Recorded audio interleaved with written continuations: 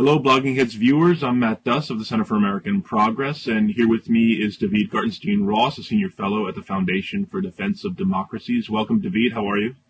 I'm doing great this morning, Matt. How are you? Very well. So today we're going to discuss some of the issues relating to foreign policy in the presidential campaign, but first let's talk about Benghazi. It's been several weeks since the attacks that resulted in the deaths of 4 Americans, including the U.S. ambassador to Libya, Chris Stevens. And there's been a lot of back and forth, a shifting storyline or a muddled storyline from the administration, and criticism from conservatives that the administration was not being straight on what actually happened in Benghazi. So what's your take? Lay it out for us, David. I think that we don't fully know the story of Benghazi yet. There are some things that are clear. In the first instance, it's very clear, as a lot of us said from the very outset, that this was an attack that was not just spontaneous. It was organized in advance, which was indicated by the kinds of weaponry that was used. Right. The group that the reports and intelligence officers who've spoken to the press have tended to focus on is Ansar al-Sharia in Benghazi. But there are other groups as well that have been discussed as a part of this. In fact, it seems that intelligence officers are leaning in the direction of this having been an attack carried out by multiple groups, Ansar al-Sharia being one of them. Mohammed Jamal, who heads up what's called the Jamal Network. He's a formerly imprisoned Egyptian who now makes his home in Libya. He's also been fingered as a part of it. You even have other people who've been fingered as possible suspects who are sitting down and talking with Western journalists at some length. One final group that's been fingered is Al-Qaeda in the Islamic Maghreb. But how all these groups fit together and whether they do still isn't entirely clear. You don't have a comprehensive report that's come out. And as people who've been watching the situation closely will know, even the FBI has had limited access to the site, in part because of the danger on the ground. Yeah. So Jamal, is he, do I have this right? He was the character who had been reaching out to Al-Qaeda Central? Yes. Go ahead. Yeah, that's correct. He's an Egyptian. And he'd reached out, according to press reports in the Wall Street Journal, he'd reached out to Ayman al-Zawahiri through his brother, Mohammed Zawahiri. Jamal, as I said, he's an Egyptian. He'd been held in an Egyptian prison. As is Zawahiri. Right. And, according to sources I've spoken to, it's while he was imprisoned that he got to know Mohammed Zawahiri, who served as the link to his brother.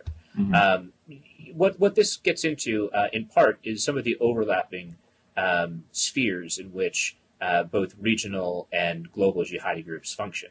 That Jamal could be described as being local, I think. He's an Egyptian who's operating in Libya, so he's not fully local. But he has his own militia, he has his training camps, according to reports, and has reached out to Al-Qaeda to see if he could become a more formalized part of that network. It shows how sometimes the local and the global end up bleeding into each other, operating in concentric circles, and perhaps coming together to carry out operations. So you had a really good piece in Foreign Policy a few weeks ago called, I think, the death of Al-Qaeda has been greatly exaggerated, where you discussed it's called the relocalization of Al-Qaeda. It still remains a global ideology with global aspirations, global jihad, but the process through which it has been trying with varying degrees of success to kind of re-embed itself within local grievances, make contacts with local groups. So why don't you just sum that up for us for a minute? Well, first of all, Matt, thanks for the kind words about the piece. What the piece was trying to look at is what is the current position? Where are Al-Qaeda in the Islamic Maghreb, Al-Qaeda in the Arabian Peninsula, and Shabab in Somalia? Where are they situated? What are they trying to do? What you have for two of these groups, for Al-Qaeda in the Arabian Peninsula and for Shabab in Somalia, is really a post-governance phase. If you look at the beginning of this year, both of them were dominant forces in different areas of both of those countries. Al-Qaeda in the Arabian Peninsula was a dominant military force in the Abyan province, and it had set up its very strict version of Sharia law in certain areas there, implementing HUD punishments, and the like. Similarly, Shabab, as of the beginning of this year, was still a dominant military force in southern Somalia, although it was losing ground at the time, in part because of its woeful mishandling of the famine that had struck the Horn of Africa. But as of right now, both of those organizations are done with this experiment in governance, at least for the time being. Al-Qaeda in the Arabian Peninsula no longer controls the cities that it once held in Yemen, although it's made some fairly recent gains. Shabab, its very last stronghold was the port of Kismayo. Its fighters left Kismayo without putting up much of a fight, in part because I think they want to preserve their potency as an insurgent force. And now they're resorting back to that mode, where they're not trying to govern, and they're going to be fighting against the African Union forces and others who are inside their country. The final point, Al-Qaeda in the Islamic Maghreb, which is the one that we kind of started with, there are links now pointing to its involvement within the attack on the consulate in Benghazi. And as I said, there's a lot that's really not known about that incident, so I don't want to weigh too heavily on just what went down. But I think that the more important thing really than AKIM is what this tells us about how various militias in Libya are operating. I've been charting this year the growth in Islamist militias and lawlessness within Libya, and really that attack put a spotlight on this particular phenomenon, including putting a spotlight, again, regardless of what we find out about the direct involvement, it puts a spotlight on Al-Qaeda's growth in Libya as well, something that the Library of Congress came out with a report discussing, which is an important phenomenon that really has been under the radar until this incident started to make people really look into it. So going back to, I think 2000, it was 2008 where we had that series of attacks, or that one major attack in Yemen. Is it 2008 or 2009? Which attack are you talking about? I'm trying to remember, but anyway, that was. I think it was late 2008. Was it the U.S. Embassy? I'm ashamed that I can't remember it right now. But there's a lot of talk about the growing Al-Qaeda in the Arabian Peninsula and Al-Qaeda's the effect that the events of the past few years or the years previous to that had on Al-Qaeda's philosophy, its strategy, its way of doing business, and the understanding, I think, and I actually wrote a piece about this for the American Prospect, in the lessons that Al-Qaeda had drawn from its experiences in Iraq, where they went in and they tried to form some alliances with groups there, but their way of doing business, their brutality just simply alienated the local population and proved to be really debilitating to their efforts to set up an Islamic State in Iraq, and helped convince other Iraqis that no, we want nothing to do with this group and we're going to fight against them. And so the way that they tried to improve some of this stuff and do their own form of kind of counter insurgency and coming up with better appeals to the local population and embedding themselves more fully within local grievances to get more followers. So how do you think specifically that has worked out over the past few years since that? I think that what you point to there is a very real phenomenon. And one thing I want to point to at the outset before actually answering the question is there's a number of paradoxes in terms of fighting against violent non-state actors, and Al-Qaeda in particular typifies this. In areas where Al-Qaeda has come to be a dominant force, those are the areas where in the long term it may end up weakest, because people see what its rule stands for, and they can no longer have illusions about it. Right. So I'd be interested at some point in actually mapping areas where AQI, Al-Qaeda in Iraq, is strong in Iraq versus areas where they were strong in the past, and seeing if they're now actually weaker in areas where they were actually able to take control. Yeah. In Yemen, I think they actually did a fairly good job of localizing localizing things, and in areas where they've left, not all of them, but in some of them, people say that they really miss their governance as compared to what is coming after. Yemen, of course, is a notoriously terribly governed country.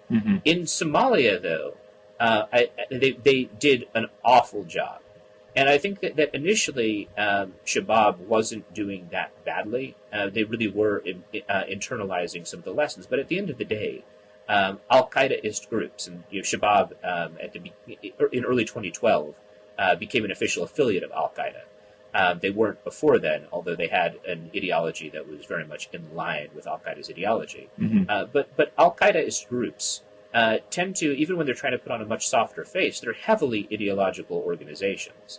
And what Shabab really, really messed up was its response to the famine, which I referenced before.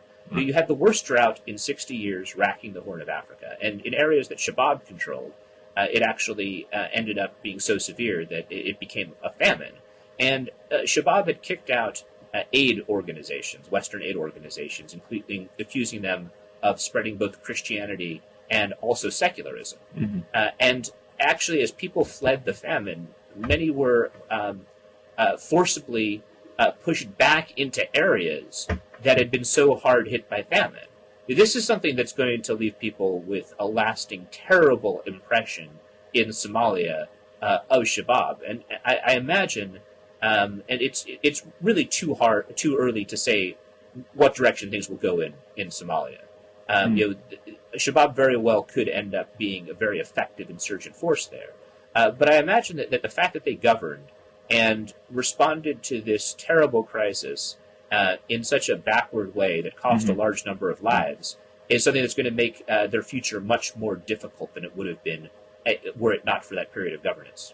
So the point you seem to be getting at in your piece was that there's a growing awareness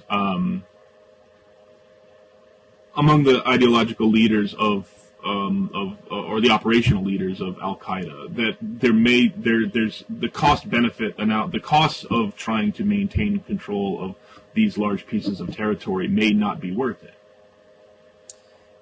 it. I'm not clear on that. I'm not clear that they think it's not worth it. At the very least, in both Somalia and Yemen, they had determined that it was no longer worth it, given the offensives against them. Right. So it's a case by case. Yeah, I really do think that they would like to govern again.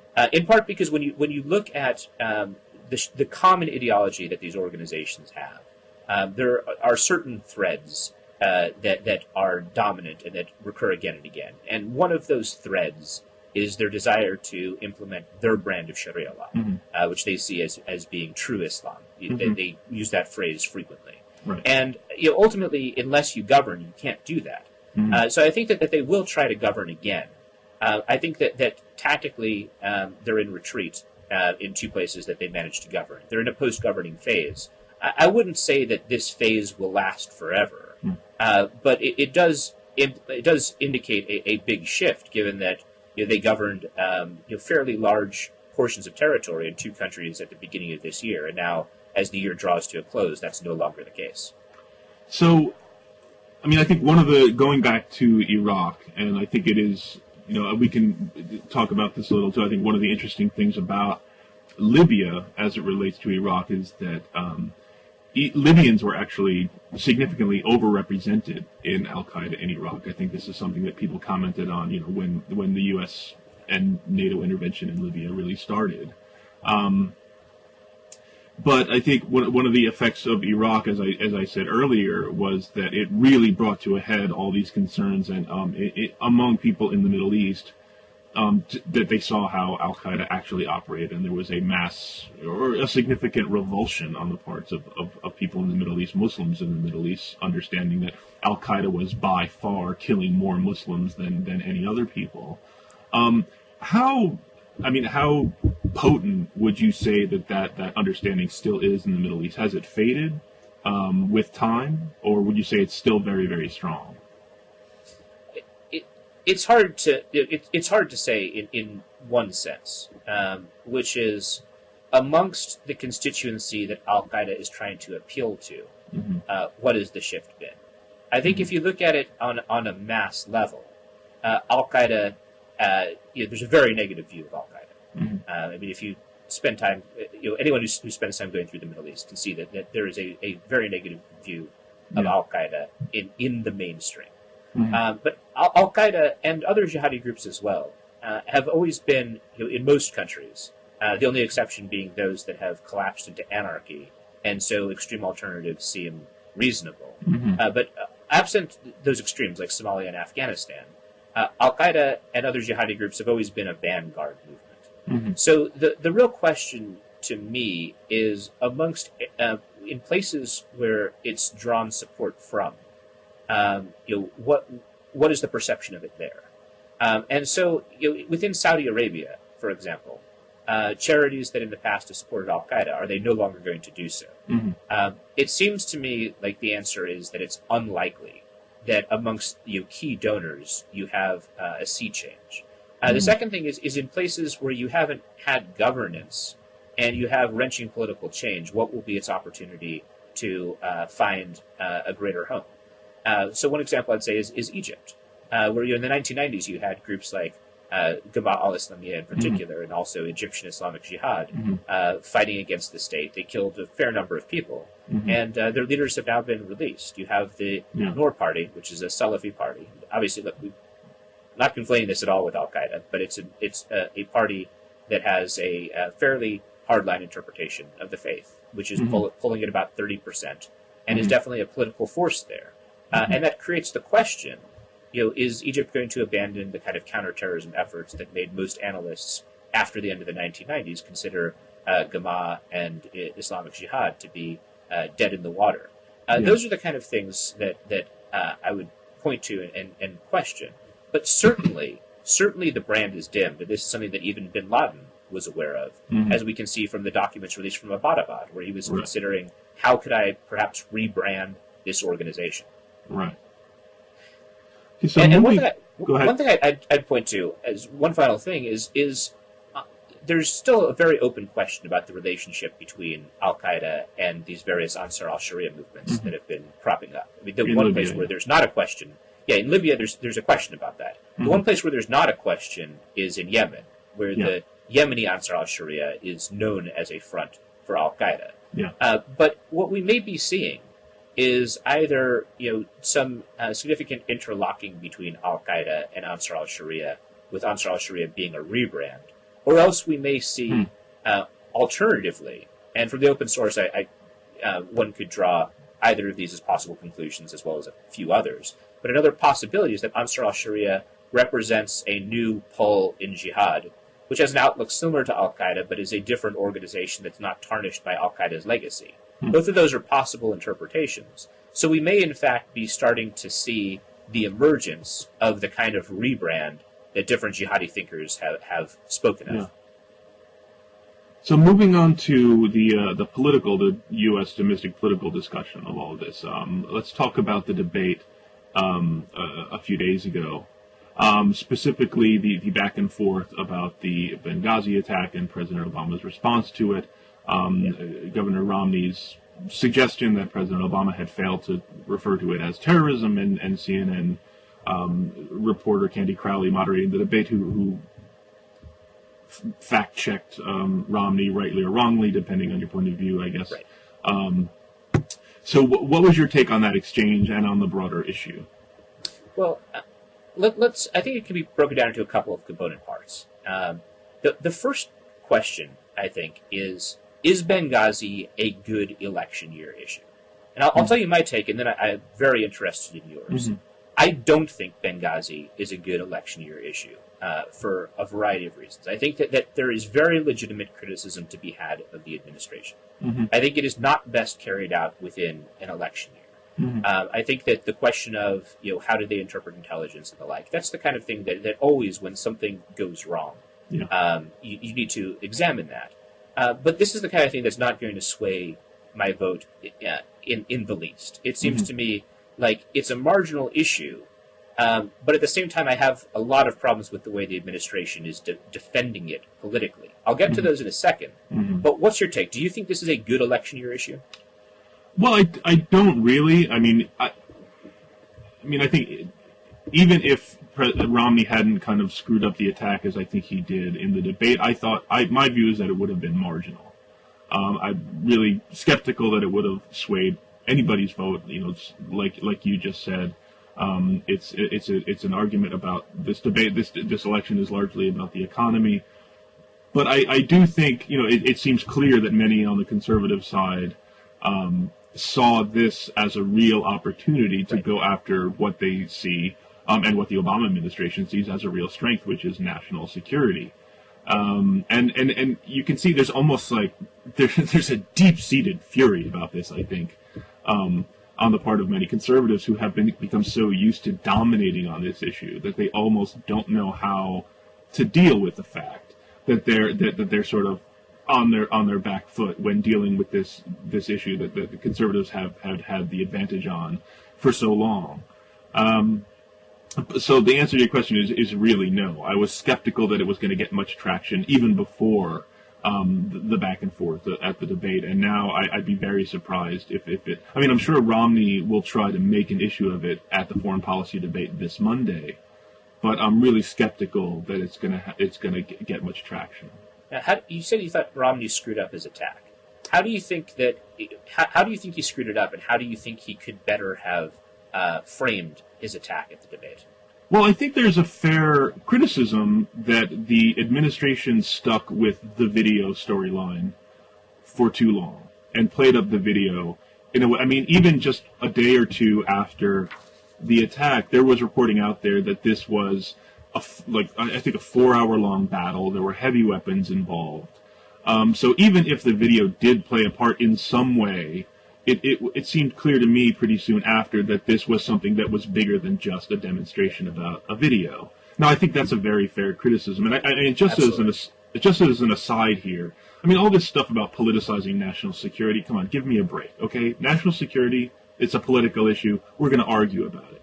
I think there is a line between having an actual debate and asking fair questions, and say doing what Romney did right after the Benghazi attack. I think that really crossed a line. He just had a press conference and launched this attack against the administration with knowing very, very little about what had happened.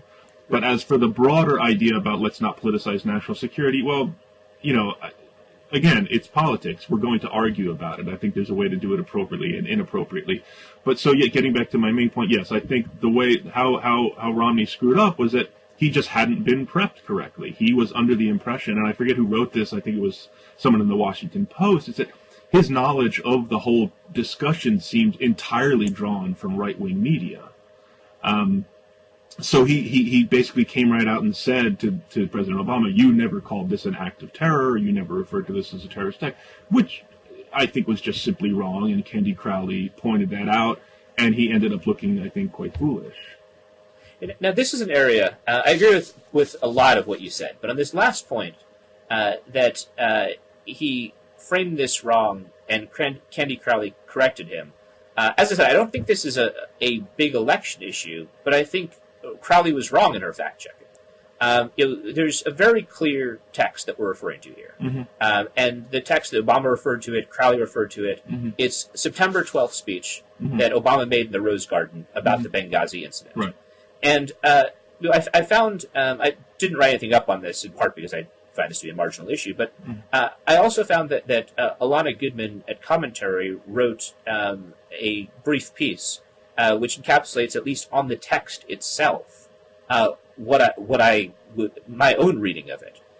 You have 3 key paragraphs mm-hmm. where he's talking about 9/11, then segues into Benghazi. He's talking about the original 9/11 attacks. Mm-hmm. And when you look at the paragraphs, it begins with the text. Of course, yesterday was already a painful day for our nation, mm-hmm. as we marked the solemn memory of the 9/11 attacks. Mm-hmm. We mourn the families who were lost on that day. I viewed the graves of troops who made the ultimate sacrifice. He continues by saying, as Americans, let us never ever forget that our freedom is only sustained because there are people willing to fight for it. Mm-hmm. Our country is only as strong as the character of our people and the service of those civilian and military who represent us around the globe.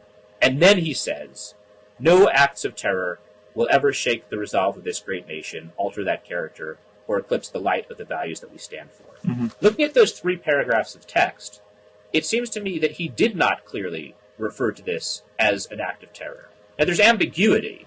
One could argue maybe he did, maybe he didn't. Mm-hmm. But to say that he clearly referred to this as an act of terror, to me, does not follow from that speech. Now, to me, if I were Obama, I would say that the speech allowed that it could be an act of terror, but I was being cautious because we didn't know exactly what had happened. Mm-hmm. And I think that would be a fair defense for a variety of reasons, including that when you don't have all the intel information, caution is a good thing. Mm-hmm. It's not a bad thing to be cautious before weighing in as the President of the United States as to what happened in an event when you don't actually know. But instead of defending caution, instead of saying, yes, I referred to it as an act of terror. Mm-hmm. And when I look at those three paragraphs, to me, both Obama is wrong and also Candy Crowley is wrong. That there's too much ambiguity to say that he actually called this an act of terror. I would probably agree that there's a little bit of ambiguity there, but I mean, I think that's the worst criticism of it. I mean, I think the speech clearly had to do with the attack on the Benghazi consulate. There's no question about that. It was based on the consulate. That was the context of the speech. Yeah. That attack was what the speech was about, and it just doesn't, it seems clear to me that, when he says no, he's saying we're not going to be deterred by an act of terror. It really doesn't seem unclear to me at all that that's what he's referring to. So yeah, I'll grant a little bit of ambiguity. Yeah. It's not a grand slam, but again, I think it's quite enough to deflect Romney's attack. Yeah, and part of this gets into my original point, which I think this is actually a very marginal issue. It's an attempt to make the president, as you said, he's seen as very strong on national security and seen as very strong on national security in the Middle East, which in the 2002 midterms and 2004 midterms, or 2004 election rather, was seen as a big Republican strength. Now, 2008 polled very, very differently for a variety of reasons. The Bush administration was, of course, seen as being absolutely toxic by then. But it's an area where it seems like he's trying to make up ground. But to me, there's just not, there is criticism to be had, and I think you did a good job of articulating that criticism. I do think the administration spent way too long focusing on this video. And there's a strange timeline, actually, where there was, McClatchy put forward a timeline fairly recently. And this timeline shows that actually the earlier administration statements were more accurate than those that happened about 4 days later. Yeah. The early ones tended to focus in on this being a possible terrorist attack. And then you had this line that it was, these were spontaneous riots that they stuck to for a little while before finally getting the story right. So it's interesting that it didn't move in the direction that these things normally move in terms of becoming more accurate. It started out a little bit more accurate than it became a few days later, then went back to being accurate. But at the end of the day, as a voter, an administration having inaccurate information for a few days after a major attack and then getting it right, that's not the kind of thing that it's not going to be the most important thing to any voter out there.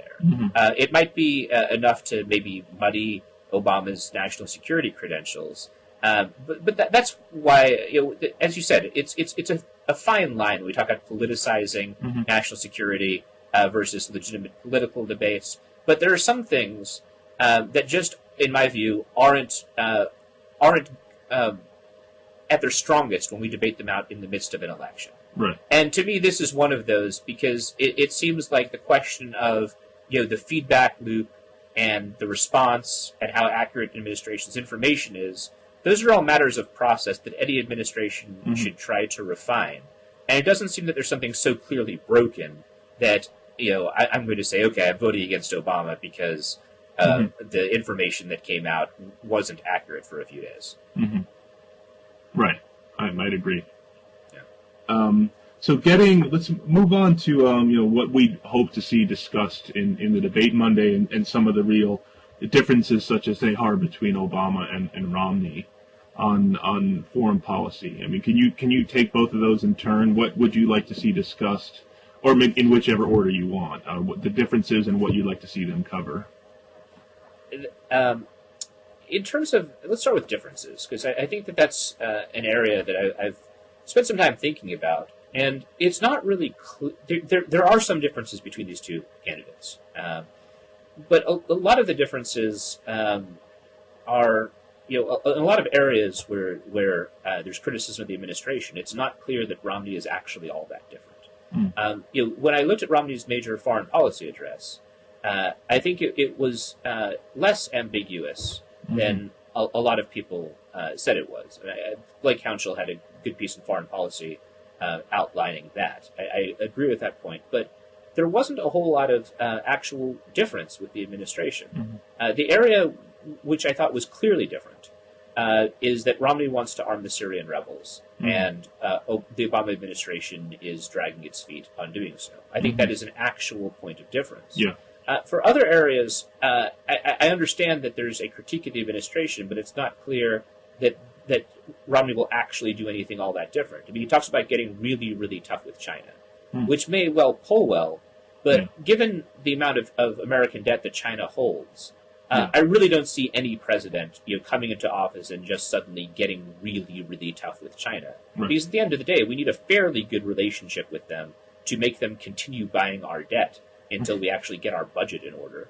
Right. And beyond that, getting really tough with China, it could be a dangerous route to go through. And China is not a superpower, but a very strong regional power. Yeah. And getting really, really tough is the kind of thing that could actually end up being costlier for our nation than the status quo, which is a costly status quo.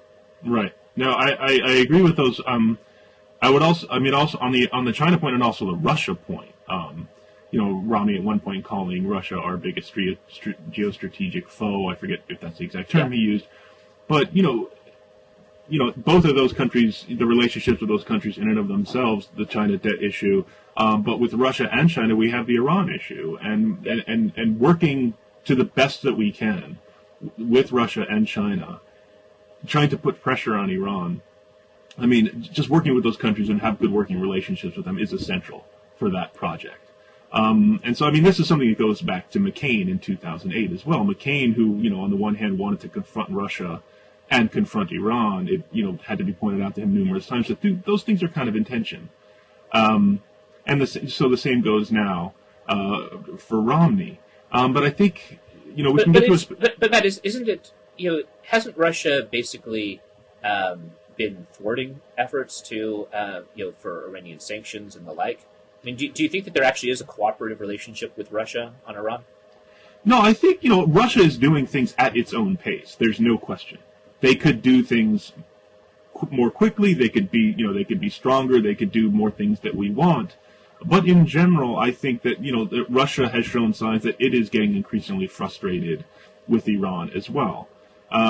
So I think there's no question. Russia, on one hand, sort of enjoys having this point of leverage over the United States. They understand that its cooperation being, Russian cooperation being doled out very sparingly here and there, is something that the U.S. they're happy to make the U.S. work hard for that. But that's sort of the nature of international diplomacy, right? But I do think, when it comes to, supporting the sanctions 2 years ago, the missile system that they did not ship to Iran and that Iran, really lost its mind over, I think you can point to significant instances, to important ways in which Russia has cooperated, and China as well. I mean, China's still buying Iranian oil, but it's buying significantly less. And I think that does make a difference in the aggregate. In terms of the U.S.'s efforts to forge a coalition to continue to pressure Iran on its nuclear program. And one thing that Romney did say in the debate is that he wouldn't use the UN for this. He made a big point, kind of anti-UN point. And to me, that's just that doesn't really hold up. Yeah. That at the end of the day, you can work through the UN and also work outside the UN, and that's what the administration has done.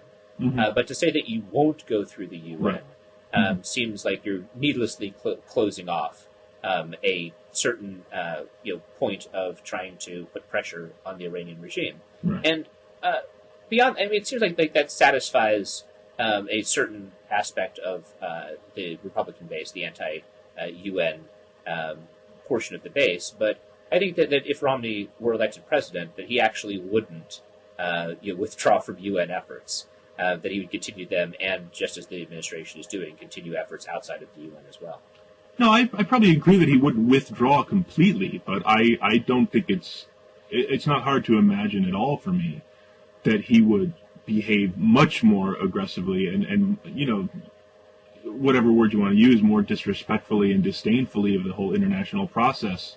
Because I think that is, kind of philosophically a real difference between Romney and the people he's got advising him and President Obama and the way his administration has gone about working within multilateral institutions. I mean, it's a real difference, I think, between progressive internationalism and conservatism. I think there's just a belief, there's a basic belief among more hawkish conservatives that multilateralism constrains the U.S., constrains our power, and kind of puts us under the domination of international opinion, where I think the view of the Obama administration, one that I happen to agree with, is that yes, it's more arduous working within these institutions. Sometimes we have to give up certain things we want in service of our broader goals, but at the end of the day, international legitimacy is a force multiplier. It helps, to have, the imprimatur of these institutions is actually better for us in the long run.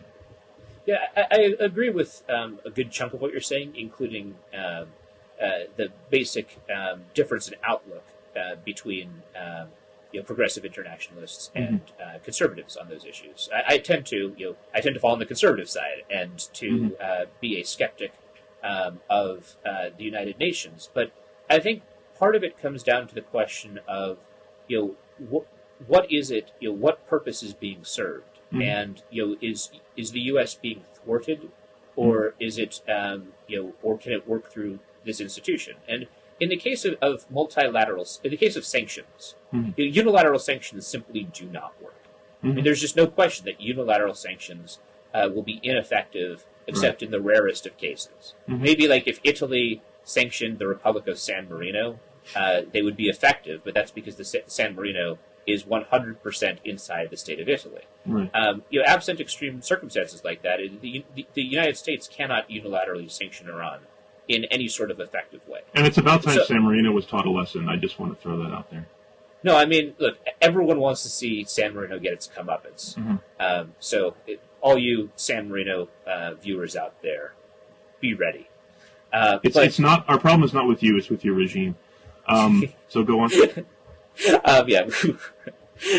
So, but if it comes down to kind of use of force, you could see in the case of the Iraq War that the Bush administration didn't want to wait for United Nations sanction, but that's you don't always conservatives won't always eschew international institutions. I think that the best example of a military conflict that met with the approval of the United Nations and had broad-based multilateral support was, of course, the first Gulf War, which was under a Republican administration, one that adhered to a realist vision of foreign policy, which also has some skepticism of the UN and multilateral institutions for a different reason. Yeah. That skepticism tends to stem from the very realpolitik idea that part of what states want to do with these institutions is to constrain U.S. power. That's the way systemically this shakes out. I agree with that critique, but they understood that in this case, using it to get proper approval after Saddam Hussein's invasion of Kuwait, that was the right path to go down. So really, at the end of the day, I'm not going to argue that one should just discard what a candidate says. What they say on the campaign trail absolutely matters. But if you look at Obama, what he ran on in terms of foreign policy is very different than what he ended up doing. And one could say that part of that is he was afraid of political attacks, and maybe that'll get you somewhere. But part of it is he really did have a change of mind when he got into office and when he saw information about what was going on. And this is recorded in multiple books. One book I like a lot is Daniel Klagman's Killer Capture, but Woodward also does a good job of outlining this, that really, when it came time to govern the nation, Obama saw things quite a bit differently than he did on the campaign trail. And at least in the case of the UN and sanctions on Iran, it's an area where there is an express difference between Romney and Obama, to be sure. I'm not sure it's one that will sway voters, although it may sway some. But at the end of the day, I think that actually Romney wouldn't do anything that much different. There certainly, I think, would be differences in style. And, in some cases, I think I'd probably side a bit more with the style of a Romney administration. Mm-hmm. You currently have a UN ambassador who said that she wouldn't veto anything, which I think is a ridiculous outlook on U.S. power. I mean, she has vetoed one thing, and that was at the president's request. I think that if you have veto power, being willing to use it is actually a good thing. But that aside, there are some differences between the two of them. But on this issue, on this issue, I don't think that Romney would eschew international institutions. Yeah. No, I don't think it would eschew them, but I think it's a way of operating within them that I think there are real questions about whether it's actually effective, and what it really gets you. So I think the Iran issue is one where it's really going to come up, because I think that whoever becomes president, Iran is going to be a major issue in 2013. But that also gets to one other difference, which I think hasn't, some people might call it minor. I don't agree. It's that issue of, where the red line is, an Iranian nuclear weapon or Iranian nuclear weapons capability. Romney has chosen the latter, agreeing with Israeli Prime Minister Benjamin Netanyahu that a nuclear weapons capable Iran is unacceptable. And I just find that, frankly, irresponsible. I think it's such a vague red line. It could mean so many different things. By some definitions, Iran is already nuclear weapons capable. It's just a question of how quickly they could assemble one. Whereas actually obtaining a nuclear weapon is a pretty bright line. So I do think that's a real difference, and that's one I would really like to see Obama and Romney discuss and debate on Monday. That would be a great debating point. I mean, that would be a really great point to see fleshed out. So on the point we talked about this a little bit early, just as we finish up here, debating styles and moderators. You had some comments about about Jim Lehrer versus Candy Crowley and Martha Raddatz. Yes. What are your thoughts here?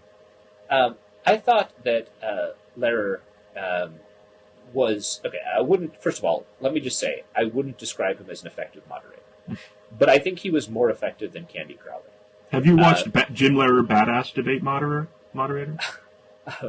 No, I have not. Okay. I'll have to look for it when this is done. Please do. Okay. So, look, let me start with why he was ineffective, and then why he was better than Crowley. The reason he was ineffective was because he didn't actually commit to the format which the debate ended up being. It was a debate where the two candidates were able to go at it, and they were going back and forth, but he kept trying to interject himself, and they just walked all over him. And that was why he was ineffective. He wasn't committed to what he was doing. Instead, he was being walked all over. Yeah. That being said, Candy Crowley attempted to control the debate, and she did control the debate, and I think it was much worse for the fact that she did so.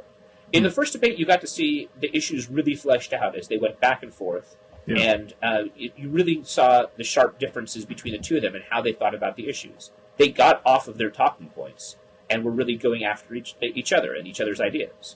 Whereas in the second debate, what you basically had was a series of stump speeches.